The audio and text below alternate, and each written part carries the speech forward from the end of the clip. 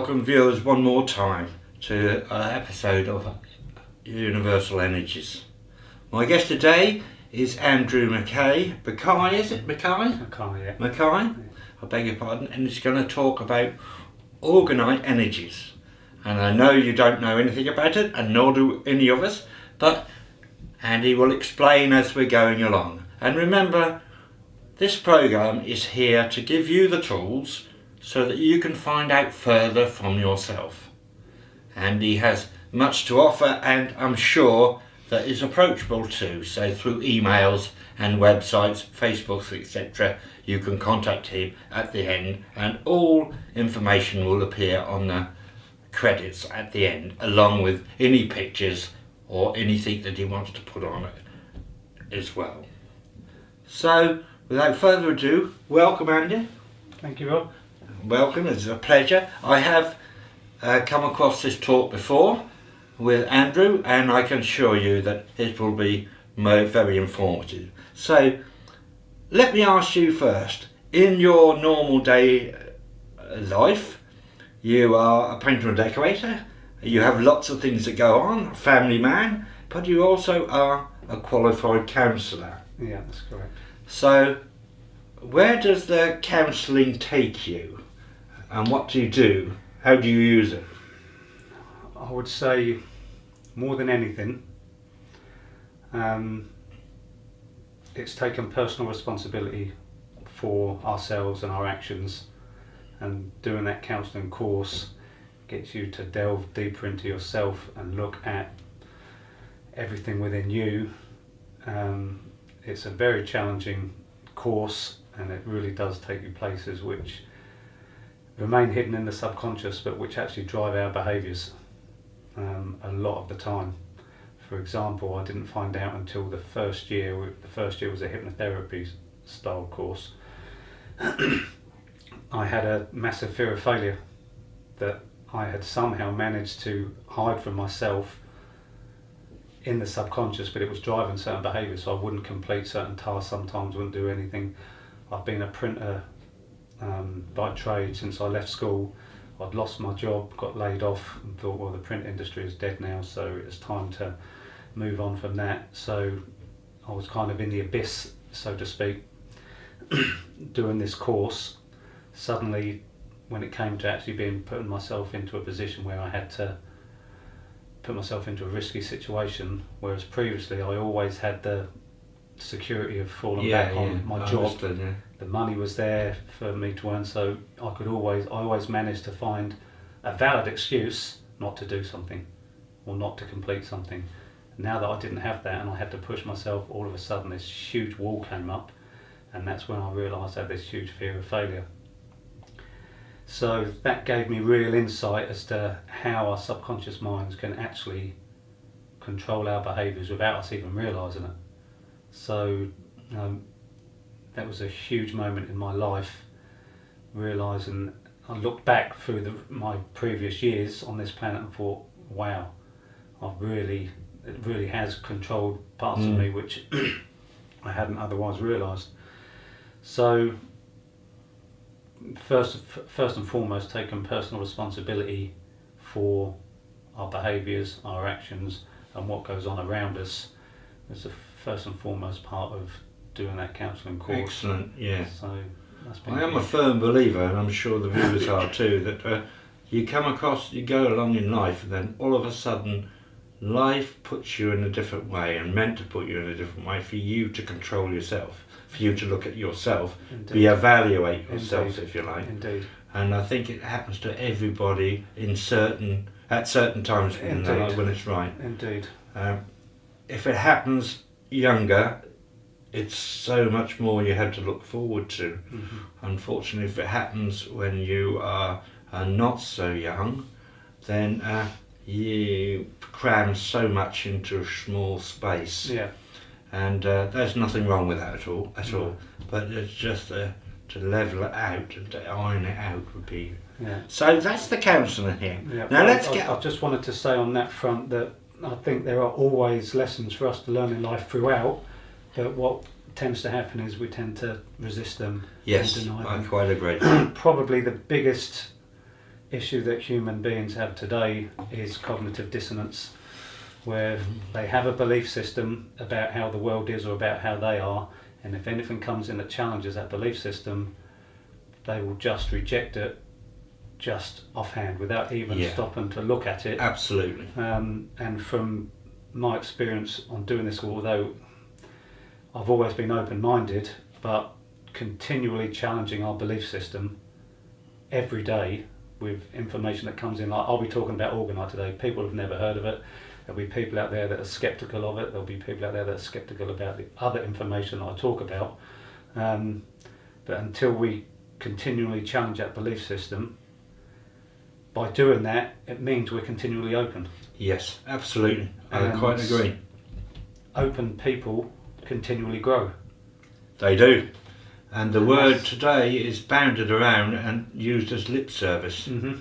Because open, you can't be open until you look at yourself, research what you've been heard, what you've been told, heard, seen, and make up your own mind so that you can fit it in the box that is necessary for you. I do think it's very sad today that most people will say, I'm open. They mean they're open to everything by listening and not going any further. Mm-hmm. You can only be open if you are truly open and you digest what has been said. Yeah. And then investigate it further. And then investigate it, research. Mm-hmm. I mean, that's why we set up this programme, and the viewers will know. Mm-hmm. And the response from the programme has been immense. That's great. So I do know that people need that tool, and indeed the bottom line of the programme is giving people tools to make up their own minds. So when we have guests like yourself come in, and we have people from different walks of life, whether it be from the church or whether it be for aura interpretation and seeing and hearing, it makes no difference. It's giving people tools so they can research things later on, and so that's good. Yeah. So let's go on to Orgonite energies. Mm-hmm. What are Orgonite energies? Okay, well, Orgonite or Orgon energy was the phrase was first coined by a guy called Wilhelm Reich. Now, he was for want of a better word, he's like a psychologist, and he discovered Orgon energy in 1939 using a modified Geiger counter, and he found that energies exist. And what he termed as Orgon energy is exactly the same as what the ancients have called in different cultures prana, chi. It might be worded these days as zero energy. It's always been there. It's the energy that is pervasive in the universe. And with this modified Geiger counter, he was able to measure it with scientific equipment. So that for me was quite an important aspect of it, because to go on blind faith alone with something can sometimes be a bit irrational, and by having some scientific evidence that can back it up, then you're balancing the left and right hemisphere. Yes, absolutely. Yeah. And that can then become a rational faith, because you're seeing evidence as such. As equally important, of course, is the faith, because it's in here. Yeah, and absolutely. It's knowing and so-called scientific evidence. The two together become unequivocal in some ways, because it's proof. And as we know, life is about balance. It is, and the viewers will understand that, and it's a lovely way that you put it over so that people will understand that. Mm-hmm. And I can see all kinds of comments coming back here. But having said that, that's what we're all about. Indeed. I'm sorry to interrupt there anyway. Not at all. You carry on. Yeah, so he found that there was this energy that he was able to measure. So obviously he started experimenting with this, and he basically learnt that if he was to put organic and non-organic materials simultaneously side by side, like as in making a box, for example, he made what was called an accumulator box. And by putting organic and non-organic materials side by side, as the energy passed through one and then the other and then the other, it actually magnified the power of the energy. So it actually built up that energy as it passed through these different layers. Right. So he started experimenting with that. He had quite an interesting history prior to this, because it was the start of the Second World War and he was in Europe. He ended up being hounded out of Europe by not just the Nazis but the communists as well. He was on both their death wishes, so he must have been death list, so he must have been doing something right if he was on the death list of both of them. He ended up in America, where he was doing this research on, now he was more focused, whereas not so much on the psychoanalytical side of things. He was quite, he was involved with Freud, but he had quite a few issues with Freud. Freud wanted to blame more, it was all, everything came from inside people, were there with the issues, whereas Wilhelm Reich said no, there's a social aspect to why people behave like they do as well. Which we now know anyway. Exactly. Yeah. So it was very fortunate, shall we say, some might say different, that Freud was the paramount go-to for psychoanalysis and how the brain works back in those days, because it meant, because no one was there was no blame on the social aspect of why society was crumbling, it paved the way for, because that's who people turn to, the psychoanalysis. Yeah, definitely. Why is this happening? Why are people no, it's all within. So there was no blame on the social structure of society, which meant, as we know, what happened in World War II with the rise of fascism and communism to agree in, in Russia. It meant that no one was looking at the social aspects. No. So we know where it all went, and the horrors that came out of the Second World War. So from that perspective, Wilhelm Reich moved over to America and was concentrating more on this orgone energy. The main problem he found with working with orgone energy was, because he was using this organic and non-organic material, he found that he was managing to amplify and increase positive energy. Because he found through this modified Geiger counter there was positive energy, which he called orgone energy, or POR, P-O-R, but there was also DOR, D-O-R, which was negative energy. So the positive energy was life enhancing, and it could make plants grow, make people better. He would make life size, human size accumulate boxes, and people would be in there who were ill, sitting there for a few hours and come out feeling great, that much better, and all the rest of it. But on the other hand, if there was a negative energy pervasive in that particular area for whatever reason, whether it was kind of a bad, we know there's areas which have a lower vibrational frequency, it would amplify them. Yeah. And he found that was life killing, and in a couple of experiments he found that he killed all of the plant life and all of the the life force in that area for, I think it was 30 miles radius. Really dangerous experiment, because the negative energy had been amplified. For radiation, for example, it was amplified, and very, he had some awful experiences with that. So that's where orgone energy comes from. Where orgonite comes in, that's like a hybrid of the orgone energy, and the difference with this is that we're using a quartz crystal to make the orgonite, and that's used in exactly the same methodology as the orgone, where you're using the crystal with organic and non-organic materials. So the organic material is the resin. I can explain that. Yeah, we will do later on. Yeah. Deeper. It's quite technical, and I'm not one for remembering technical terms as such. So if anyone wants to know why resin would be called organic, they can question. They can ask me those questions. I have the information, but if I'd have brought all sorts of books, I'd be sitting there reading through books, which I didn't want to do. at the end of the day, then, I mean, you sparked on your memory, and you're speaking to the right interview, because my memory is hopeless. These guys know it out here. Right.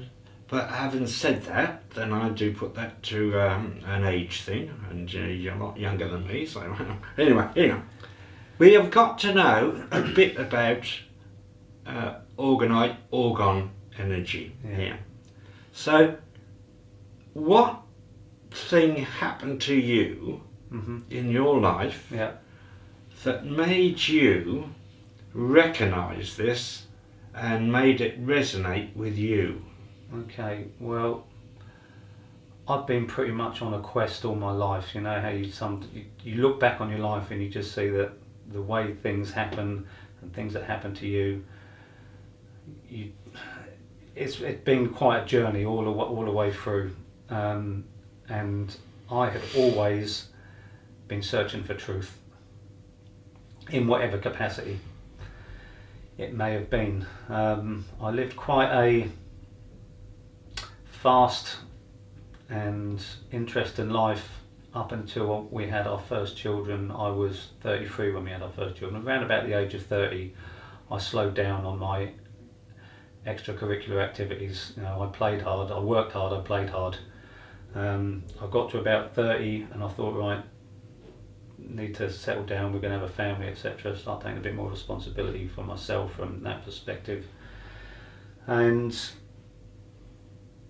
I found it left quite a void, and that void needed to be filled, and what came through was this real urge to find out what is going on in the world. It seemed to live in an insane world of just things do not make sense as to why this is happening and that is happening, what is going on. And so, always having been that way anyway, the way my mind thought, it just left a space for, right, I want to find out what's going on in the world, why I'm here, what my purpose is, what we're doing here on this planet, on this so-called spinning ball in the middle of space.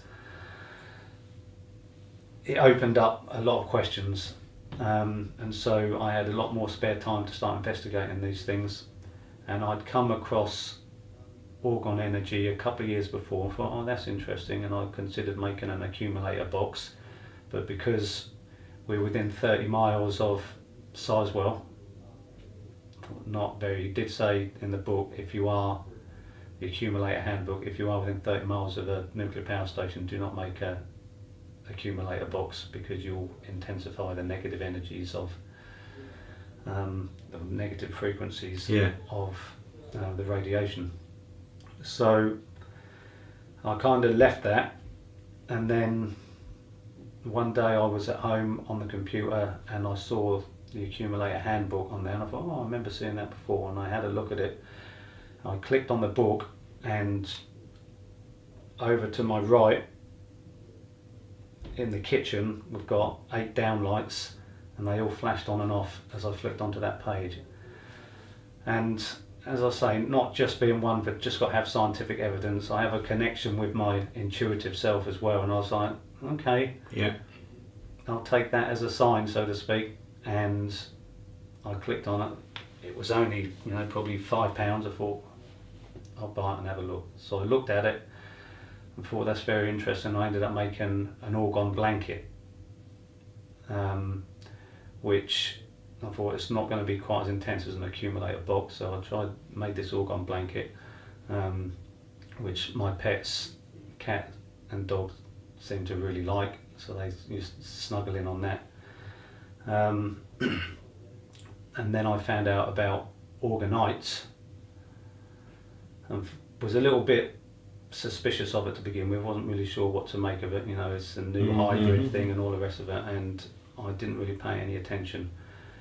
That then changed in 2012. Obviously the whole scenario with what was happening with 2012 and the change, changing days and all the rest of it, I was like, became more interested and focused on what was supposed to be happening.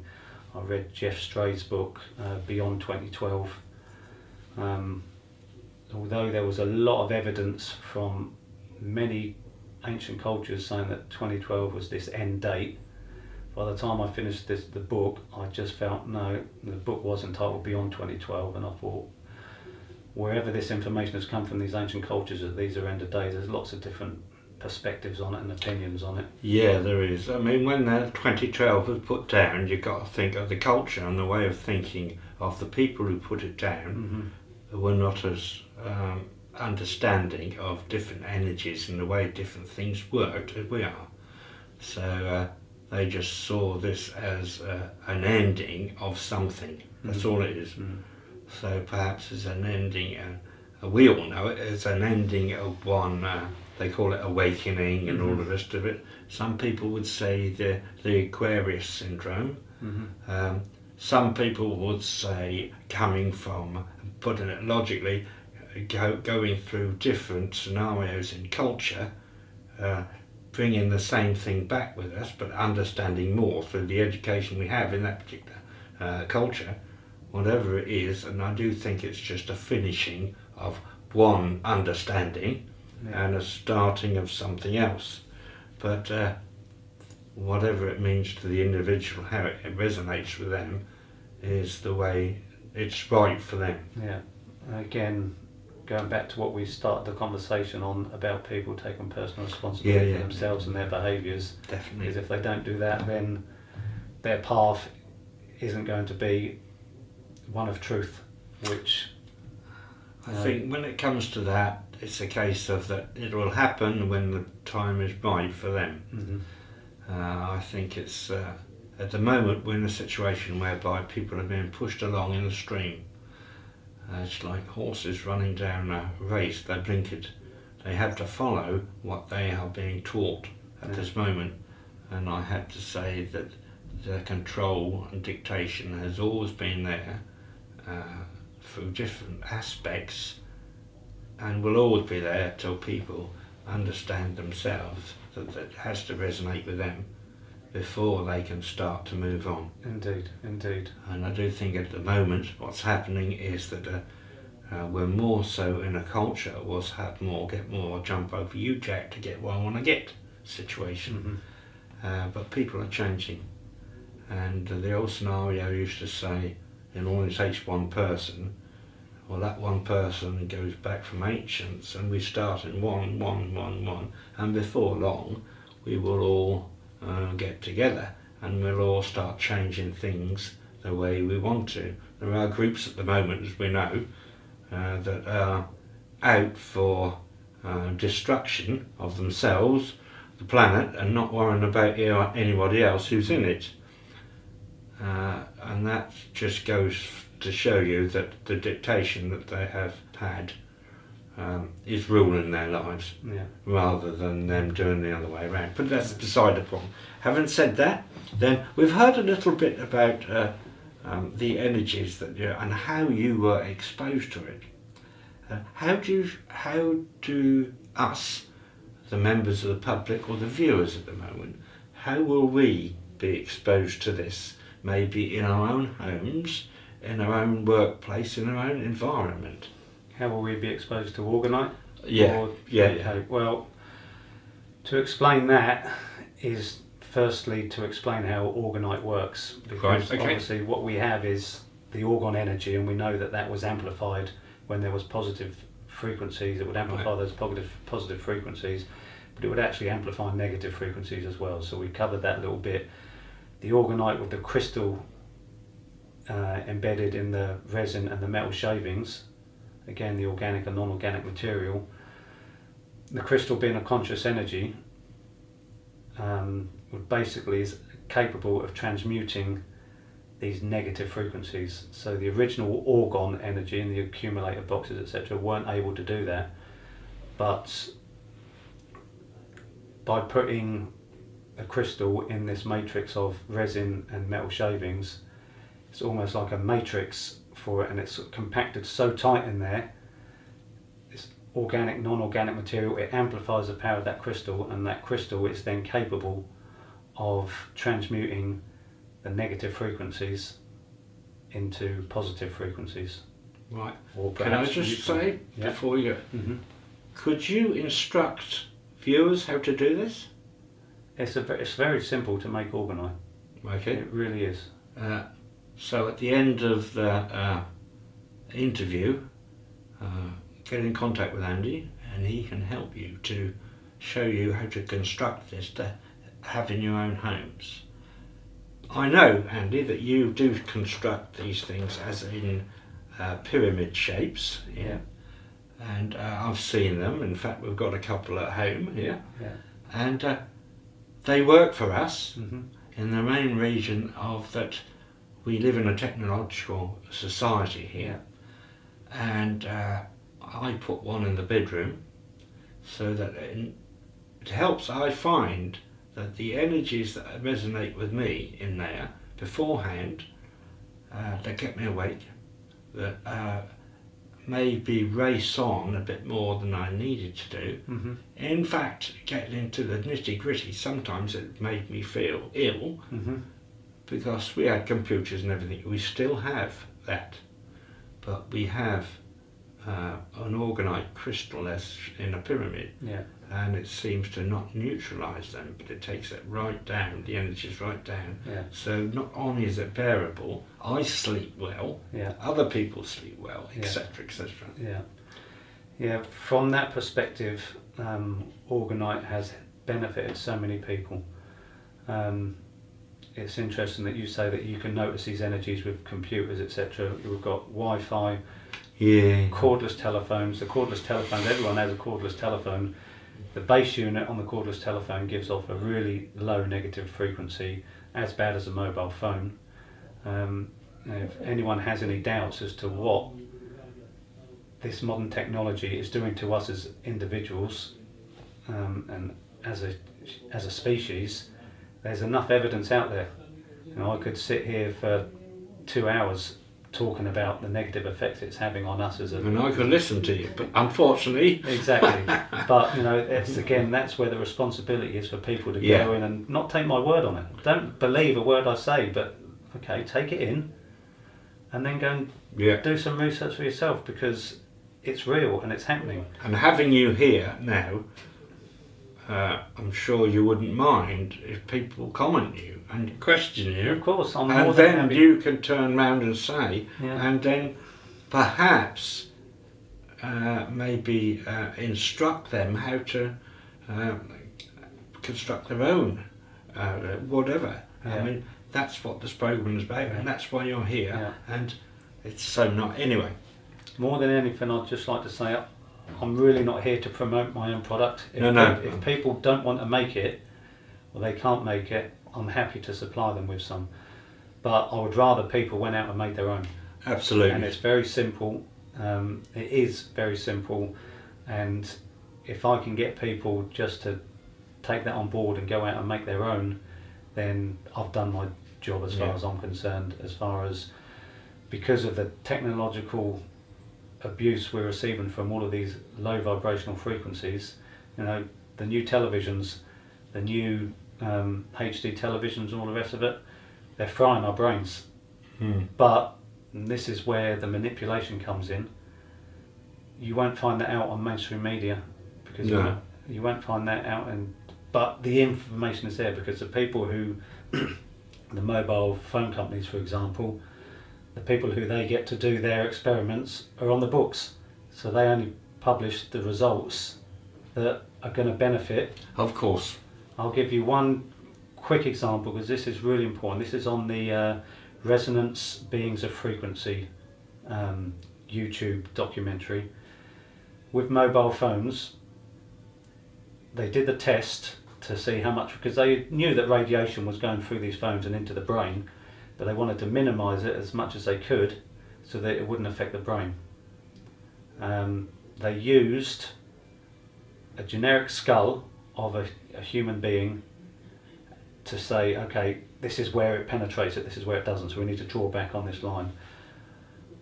Bearing in mind, we all come in different shapes and sizes, so thickness of skulls is going to be very different between a large adult and a small child.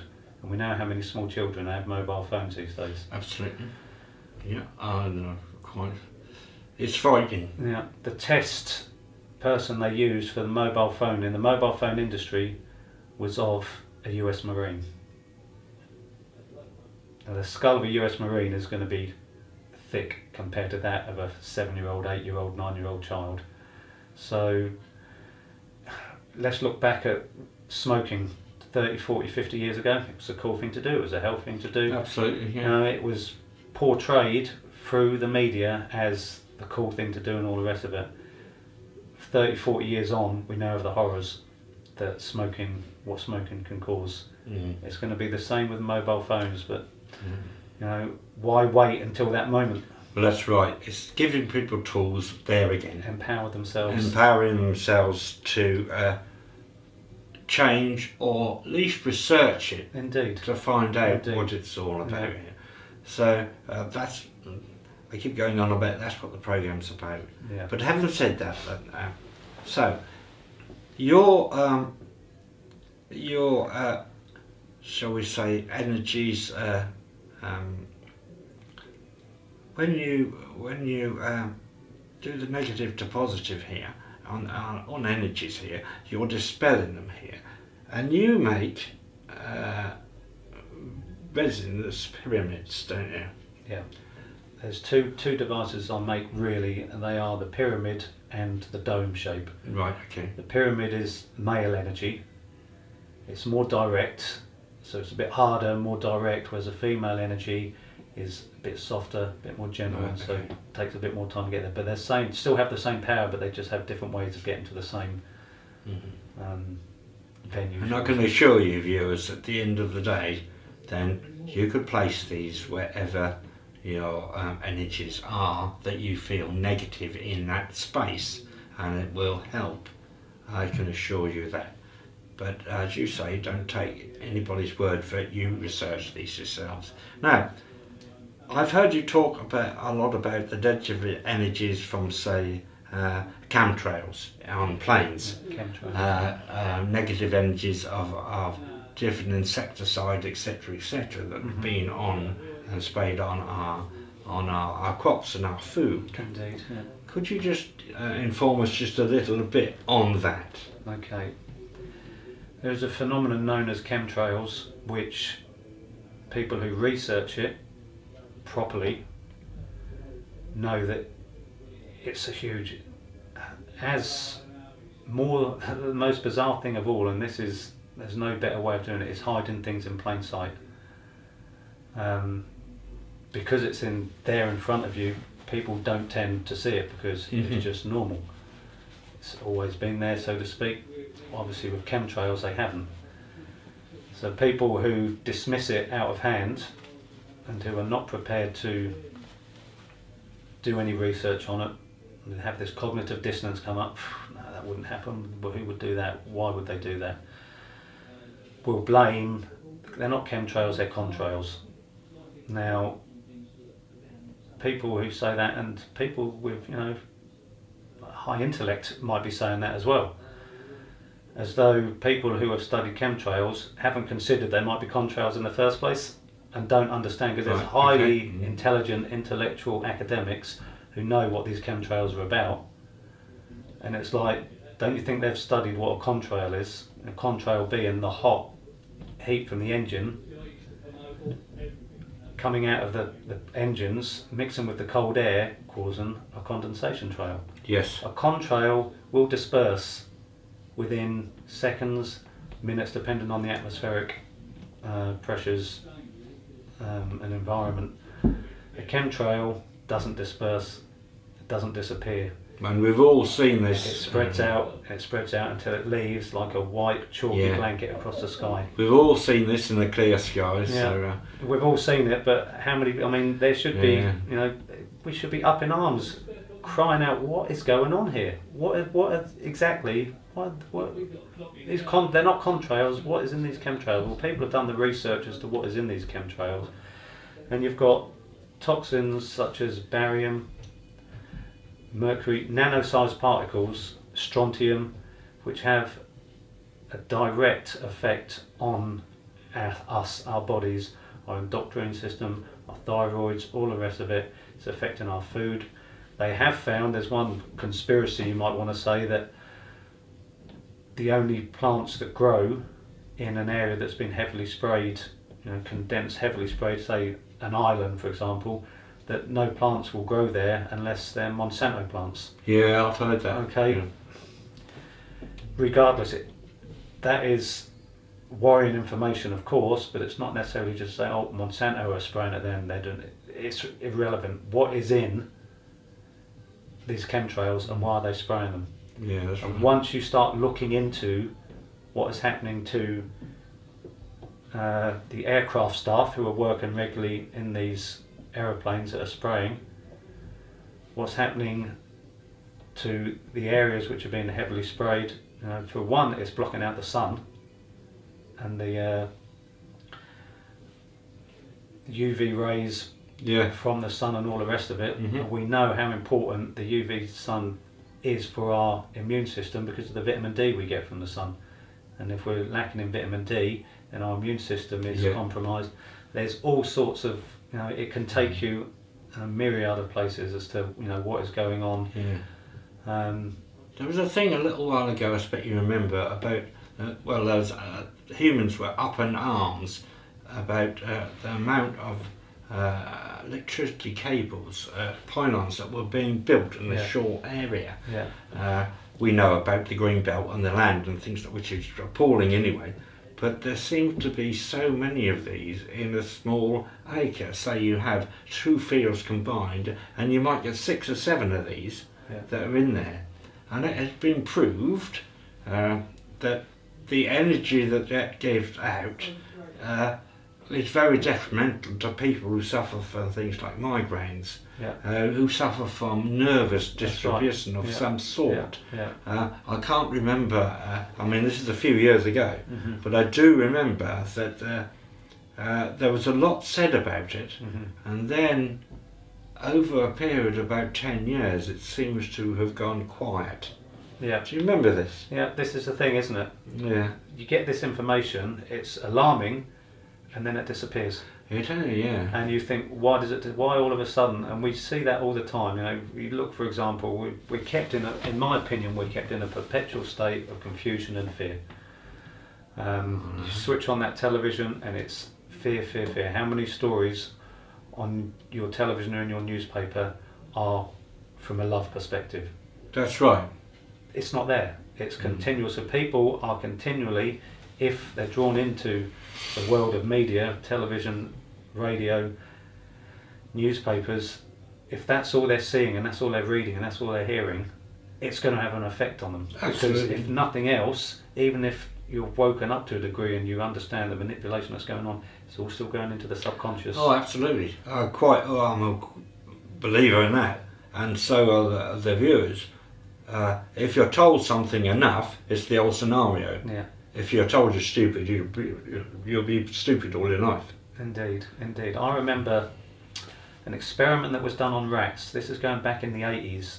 Now, I can't find it now anywhere, okay? But I remember reading it at the time and thinking, wow, they fed these rats the staple diet of the working class people in this country. Remember this. Yeah. And what did the rats do? They turned on each other and started fighting each other, having lived. Now, just that experiment alone, okay, of course you can dismiss it, oh, they're just rats, but that changed their behaviour. So, when you look at, this is really why I got into Orgonite and the whole concept of where I now am as far as looking at everything and unlearning everything that I was taught from a young age, was the food. What goes into food?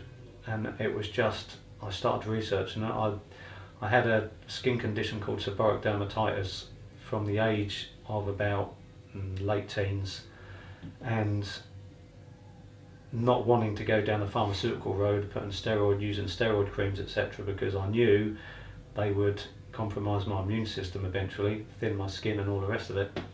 So I started researching other ways that I could. So I was looking at food, what am I putting into my body, and I was just astonished that the poison that is put in our food. And in the early days, where it led me was that it was the biggest companies, those were able to advertise on primetime television, were the ones who were putting the most toxins, the aspartame, the monosodium glutamate. They were the ones who were saturating these foods more than these smaller companies who went, and that's where I was going now. Obviously everyone tends to be putting the same stuff in for whatever reason, but it was shocking, and that's where I realised, hang on, what is going on here? What is happening to us? You looked at that rat experiment, and you just think, something not quite right here, there's something going on, and this has led me to the path that I have taken, because the evidence is there that you won't get it. Yeah, I think all people, as we said right at the beginning, it's the case that when the time is right, they reevaluate themselves because they had to have something. Yeah. With me, it was cancer. Mm-hmm. And I've been doing what I'm doing for many, many years. But I'd been abroad and done this and done that and lived with the Indians and all the rest of them, been on silent retreats, written books. Yeah. But the point is that I had to have something to almost detox me completely. Yeah. And when I had what I had, and I had the chemotherapy and everything else, it's like it neutralised everything. Mm-hmm. So I started from a level playing field again. Right. I'm not asking people to believe or disbelieve or anything else. This is just what I and then it's like wiping all the negativity and all that's inside you. I was vegetarian anyway, or pescatarian actually, I had fish. Mm-hmm. But the thing about it is that we say we're something, but take vegetarianism or whatever and eat vegetables, but there's more negativity on the vegetables because they're not organic. Yeah. I started to grow my own. Yeah.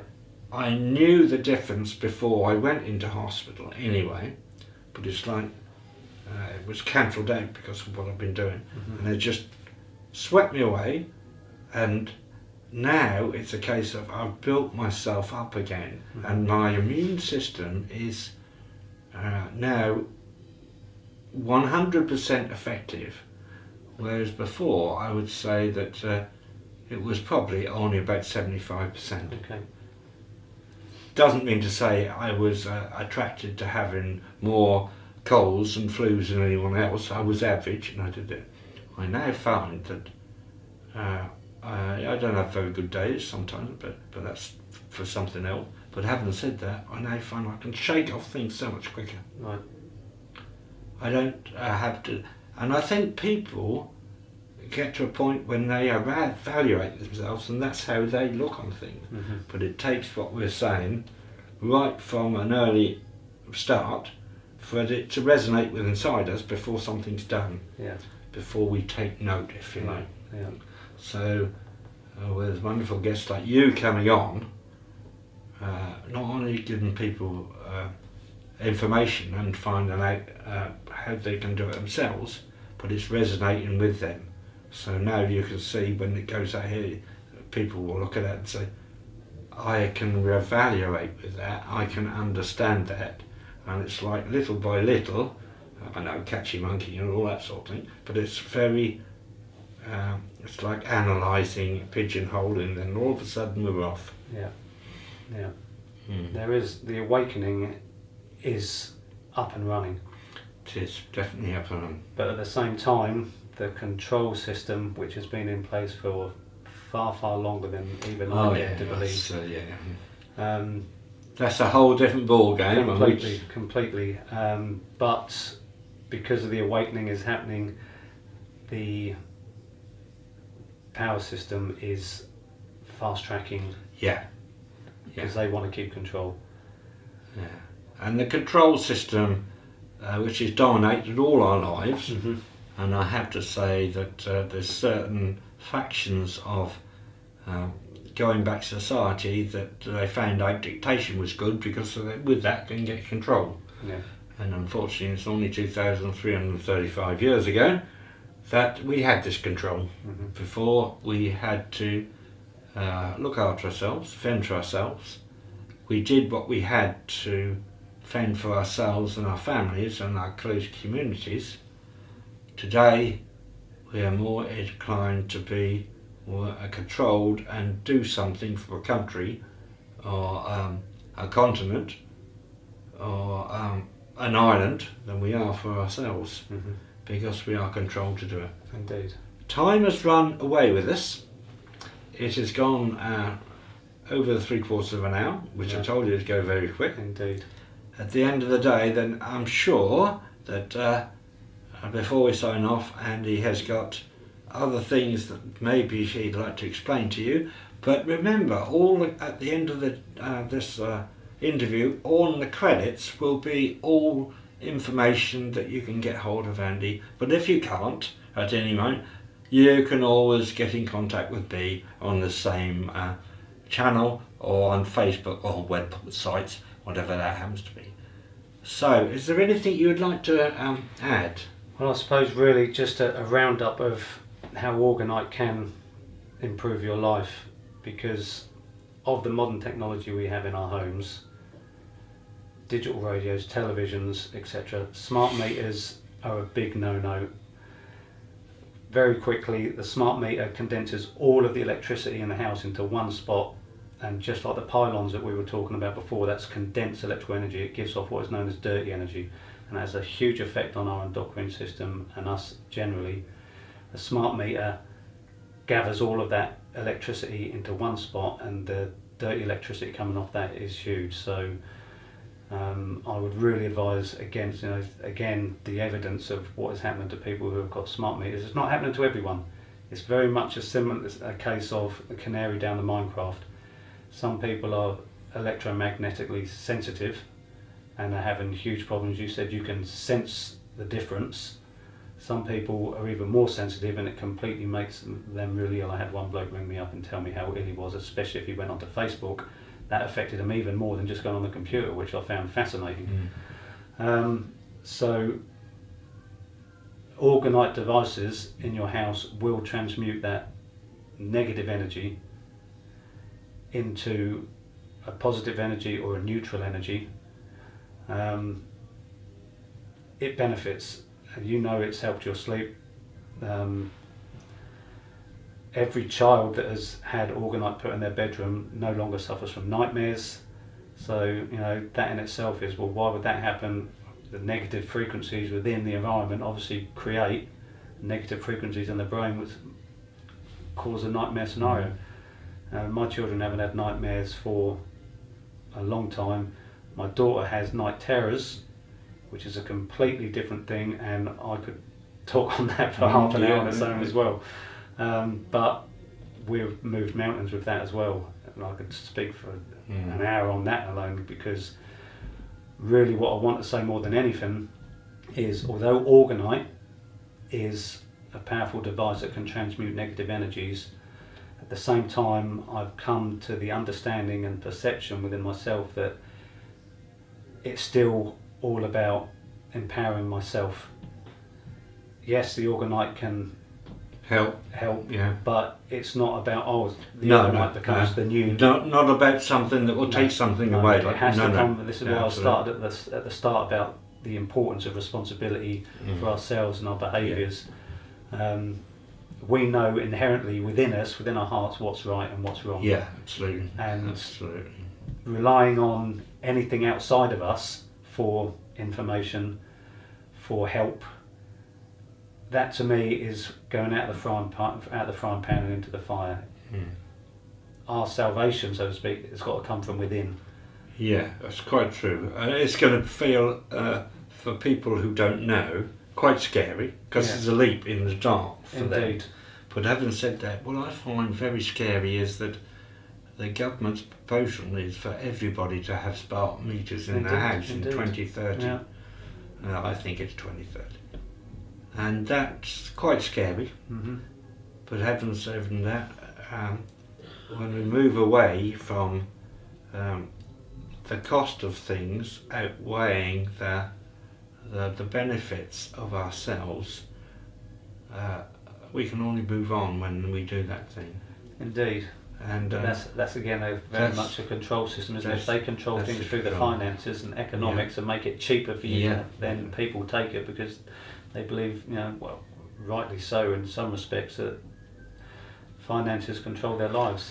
But They that's do. us giving our power away to the banking elite who control We've the given so much power away. Indeed. And It's time to take it back. yeah, the old saying is that the more you have, the more you got, and the more you want to keep. Indeed. Anyway, with all due respects, thank you so much, Andy. Thank you for having And me. we'll Rob. speak again, I'm sure. Anyway, so listeners, this is us, Spirit Rob, saying we're signing off for today. And when we meet again, then hopefully you'd have seen the interview and the comments would come through. And remember that anything you can't get hold of at all from Andy, whether it be his websites or Facebooks or whatever information you want to do, get in contact with me and I'll see what I can do. So I say cheerio for now and thank you. Bye-bye.